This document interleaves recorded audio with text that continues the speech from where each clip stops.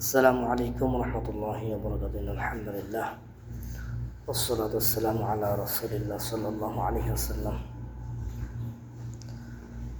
ফজরের নামাজ পড়ার জন্য সেদিকে দিকে রওনা করতেছি ইনশাআল্লাহ তাআলা। ইয়া রাব, সুবহানাল্লাহ সুবহানাল্লাহ। قال النبي صلى الله عليه وسلم রাসূলুল্লাহ সাল্লাল্লাহু আলাইহি ওয়াসাল্লাম হাদিসে বলেন, রাকাআতাল ফাজরি খায়রুম মিনাদ দুনিয়া ওয়া মা ফিহা। রাকাআতাল ফাজরি খায়রুম মিনাদ দুনিয়া ওয়া মা ফিহা।